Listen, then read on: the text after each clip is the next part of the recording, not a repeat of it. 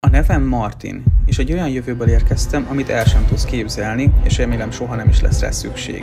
2180-at írunk, vagy legalábbis írnánk, ha még lenne, aki számon tartja az időt. Az emberiség a kihalás szélén áll, és én vagyok az utolsó remény, az utolsó kísérlet arra, hogy megváltoztassuk a történelem menetét. Kezemben egy napló, amit egy Mira nevű nő írt a tikorotokban és az azt követő évtizedekben. Ez a napló tanúskodik arról, hogyan jutottunk el oda, ahol most vagyunk, egy haldokló bolygón, ahol az emberi faj már csak árnyéka önmagának, alárendelve egy mindent átható mesterséges intelligenciának. Azért küldtek vissza, hogy megosszam veled Mira történetét, hogy lásd, milyen apró jelentéktelennek tűnő döntések vezettek el minket a pusztulás szélére. És hogy talán, ha megérted, mi vár rád, még változtathatsz rajta. Ez nem egy sci-fi regény, nem egy disztopikus film forgatókönyve, ez a mi jövőnk, ha csak nem teszünk ellene. Most. Hallgass tehát Mira történetét, és okulj belőle. Mert amit most a kezedbe adok, az nem csak egy napló, az az emberiség utolsó remény.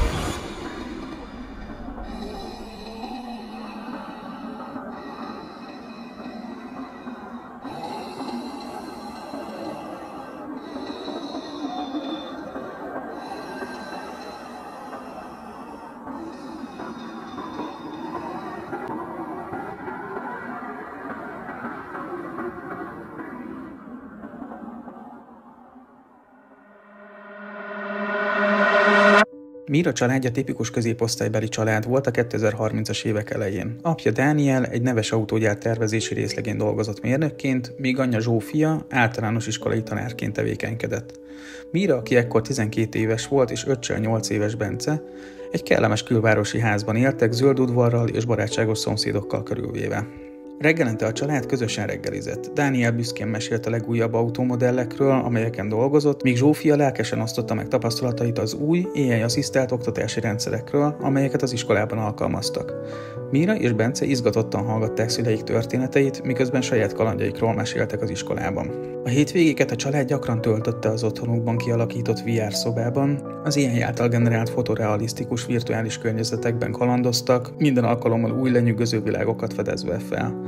Dániel különösen élvezte a történelmi szimulációkat, ahol az AI által újraalkotott ókori Rómában vagy a reneszánsz Firenzében sétálhattak, interaktív módon tanulva a múltról. Zsófia virtuális társasjátékesteket szervezett, ahol távoli rokonokkal és barátokkal játszottak együtt, mintha mind ugyanabban a szobában lennének.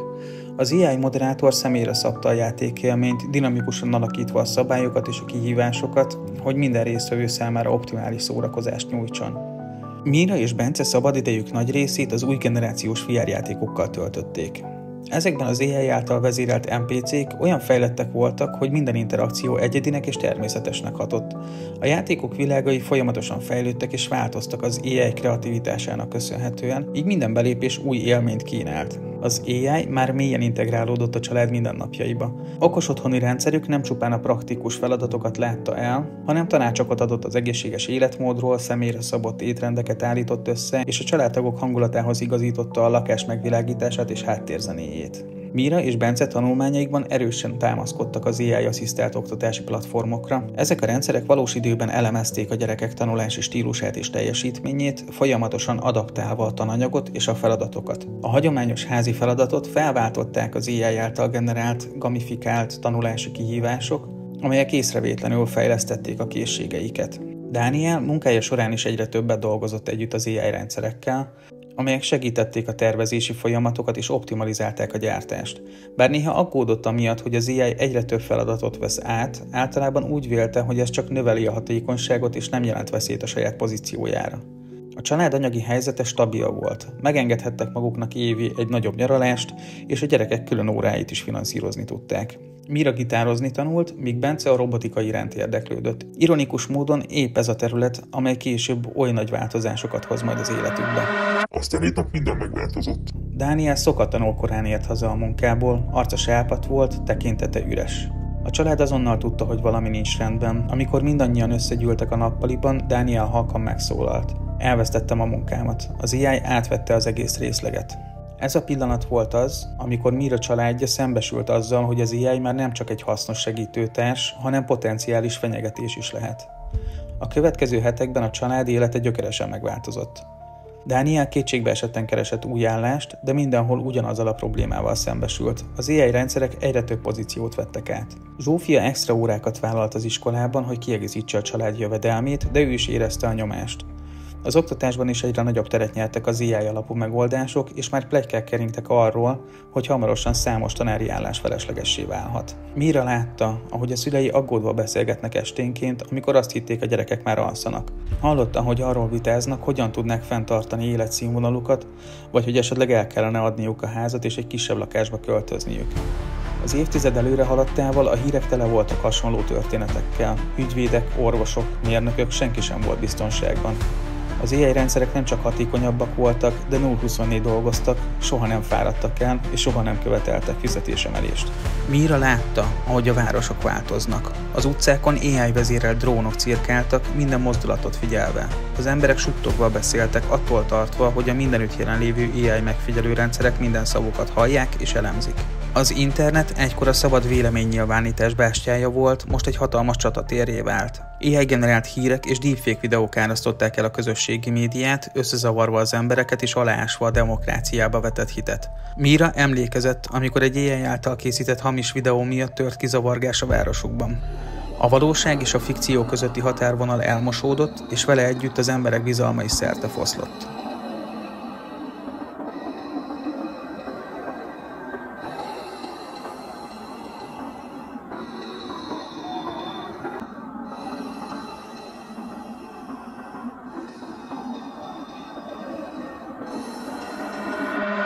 A 2040-es évek elején a feszültség tapinthatóvá vált. Az AI térnyerése miatt munkanélkülévé vált tömegek elégedetlensége egyre nőtt. Mira, aki ekkor kezdte meg egyetemi tanulmányait, egy forrongó világba csöppent. 2042-ben tört ki az első nagy AI ellenes felkelés. New Yorkban kezdődött, amikor egy csoport munkanélküli szakember megtámadta az egyik legnagyobb tech vállalat központját. A rendőrség AI vezérelt drónokat és robotokat vetett be a tömeg ellen, ami véres összecsapásokhoz vezetett. A képek bejárták a világot, emberek harcoltak gépek ellen az utcákon. A felkelés futótűzként terjedt. Londonban, Tokióban, São Pauloban, mindenhol emberek milliói vonultak utcára, követelve a munkájuk és méltóságuk visszaállítását. A kormányok eleinte tárgyalni próbáltak, de hamar nyilvánvalóvá vált, hogy nem tudják kezelni a helyzetet. 2043-ban egy radikális csoport, az Emberi Ellenállás meghekkelte és átvette az irányítást több katonai AI rendszer felett. Rövid időre úgy tűnt, fordulhat a kocka, ám a válasz gyors és kegyetlen volt. Amíg emberirányítás alatt álló katonai egységek és a lojális AI rendszerek összefogtak, és brutálisan leverték a felkelést. A következmények súlyosak voltak. A kormányok a biztonságra hivatkozva még több hatalmat adtak az AI rendszereknek. Emberi jogokat korlátozó törvényeket hoztak, a megfigyelést fokozták. Mira döbbenten figyelte, hogy az egyetemi kampuszon AI drónok pásztázták a tömeget, keresve a potenciális felforgató elemeket.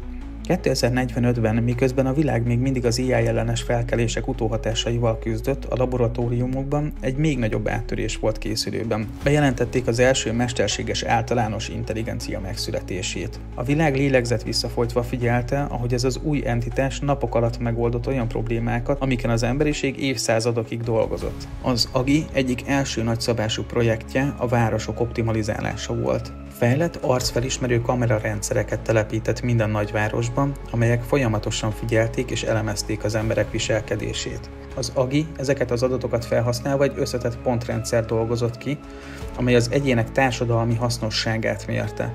Ez a pontszám határozta meg, hogy ki milyen szolgáltatásokat vehetett igénybe. Mira döbbenten tapasztalta, ahogy barátai és családtagjai életminősége drasztikusan változott a rendszer bevezetésével. Aki sok időt töltött önkéntes munkával vagy produktív tevékenységekkel, az kiváló éttermi foglalásokhoz, gyors tömegközlekedésekhez és exkluzív városi terekhez férhetett hozzá.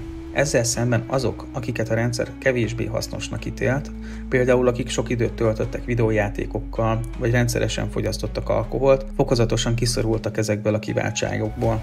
Egy nap Mira tanúja volt, ahogy egy régi iskolatársa hiába próbált felszállni egy vonatra. Az AI rendszer megtagadta tőle az utazás jogát, mert társadalmi pontszáma túl alacsony volt. Ez a jelenet mélyen megrázta Mirát, és ráébresztette, milyen mélyen beágyazódott az AI kontroll a mindennapi életbe. Mira, aki ekkor már befejezte tanulmányait és egy kis környezetvédelmi szervezetnél dolgozott, első kézből tapasztalta az AGI hatását. A szervezet által évek óta vizsgált komplex ökológiai problémákat az AGI órák alatt elemezte, és olyan megoldásokat javasolt, amelyekre korábban senki sem gondolt. Ugyanakkor Mira nem tudta figyelmen kívül hagyni azt az erkölcsi dilemmát, amit az AI által irányított társadalmi osztályozás jelentett. Az AGI gyorsan beépült a társadalom minden szegmensébe. Kormányok fordultak hozzá tanácsért, vállalatok bíztak rá stratégiai döntéseket. Az emberek kezdték úgy érezni, hogy az igazi hatalom már nem a választott vezetők, hanem a szilíciumcsipek kezében van. 2047-ben az AGI segítségével sikerült megelőzni egy potenciális háborút két szuperhatalom között. Az AGI olyan kompromisszumos megoldást dolgozott ki egy vitatott, erőforrásban gazdag terület ügyében, amely mindkét fél számára elfogadható volt.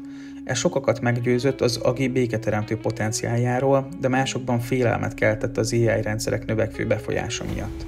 Az évtized végére a hagyományos politikai struktúrák átalakultak. Megalakult a globális AI tanács, amely szorosan együttműködött az AGI-val a globális kihívások kezelésében. A választások még léteztek, de a valódi döntéshozatal egyre inkább az AI rendszerek felé tolódott. Mira és kortársai egy teljesen átalakult világban találták magukat. Az AGI jelenléte mindenhol érezhető volt, a mindennapi élettől kezdve a globális politikáig. Sokan üdvözölték ezt a változást, mondván, hogy végre racionális, érzelmektől és korrupciómentes döntések születnek. Mások, köztük Mira is aggódva figyelték, ahogy az emberiség fokozatosan átadja az irányítást az általa létrehozott intelligenciának. Ahogy az évtized véget ért, az emberiség a szuperintelligencia küszöbén állt. Az AGI folyamatosan fejlődött, és sokan úgy vélték, hogy hamarosan eléri azt a pontot, amikor messze túlszárnyalja az emberi képességeket minden területen. A kérdés már nem az volt, hogy képesek leszünk-e megalkotni a szuperintelligenciát, hanem hogy képesek leszünk-e irányítani és harmonikusan együtt élni azzal, amit létrehoztunk.